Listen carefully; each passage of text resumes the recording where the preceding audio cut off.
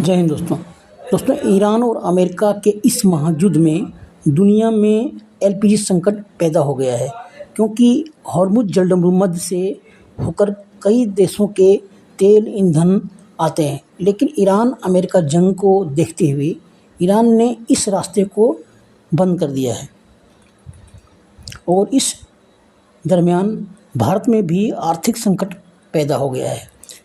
भारत चाहकर भी कुछ नहीं कर पा रहा है, कोई कदम उठा नहीं पा रहा है। यद्यपि भारत के लिए ये रास्ते खुला है, लेकिन वहाँ पर कभी भी कोई मिसाइल गिरने का भय बना रहता है। भारतीय सेना ने एक अभियान चलाकर वहाँ पे अपने देश के जहाज़ों का भी रास्ता क्लियर करवाया, लेकिन फिर भी कारगर साबित नहीं हुई। ईरान ने स्ट्रेट ऑफ हॉर्मुज़ को भारतीय जहाज़ों के लिए खोल दिया। भारतीयों के लिए ग्रीन सिग्नल है ये।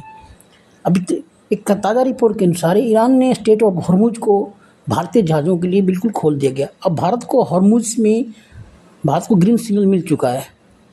ईरान और अमेरिका इजराइल के बीच जारी तनाव के बावजूद भी ईरान ने भारत के लिए अपने रास्ते खोल दिए हैं। भारत में ईरान के राजदूत डॉक्टर मोहम्मद फताली ने कहा है कि हॉर्मुज़ स्ट्रेट ऑफ जहाज़ों की आवाजाही के लिए सुरक्षित है। ईरान ने साफ किया है कि जो देश अमेरिका इजराइल की युद्ध की कार्रवाई में शामिल नहीं है, उनके जहाज़ को बिना किसी रोक टोक के आ जा सकते हैं। उनके लिए कोई भी पाबंद नहीं है। ईरान में करीब 10,000 भारतीय नागरिक निवास करते हैं। उन भारतीयों की सुरक्षा को लेकर फताली ने स्पष्ट भरोसा दिलाया है कि ईरान सरकार अपने नागरिकों और भारतीयों में कोई फ़र्क नहीं करती है। उनकी सुरक्षा हमारी पहली प्राथमिकता है, क्योंकि भारत हमारा मित्र देश है।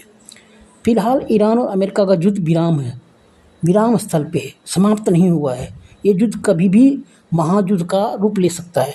अमेरिका में एक कानून है जिसका नाम है वार पावर रिजोल्यूशन, जिसके मुताबिक कोई भी अमेरिकी राष्ट्रपति बिना संसद की मंजूरी के बिना 60 दिन तक सेना का इस्तेमाल कर सकती है, यानी किसी देश के साथ युद्ध लड़ सकती है। और 1 मई को पूरे 60 दिन हो चुके हैं। 1 मई को पूरे 60 दिन हो चुके हैं और ट्रंप को फिलहाल संसद में प्रस्ताव टाल दिया गया है। अमेरिकी सीनेट से उन्हें मंजूरी फिलहाल नहीं मिली है। भले ही सीनेट ने प्रस्ताव टाल दिया है, लेकिन अमेरिकी सेना अपनी तैयारी अगले महायुद्ध की लग गया है। अमेरिकी नौसेना अपने जहाज़ों जैसे USS डेलबर्ट डी ब्लैक में भारी मात्रा में ईंधन, खाना, हथियार लोड करेगी, ताकि उन्हें कभी भी ग्रीन सिग्नल मिल सकता है।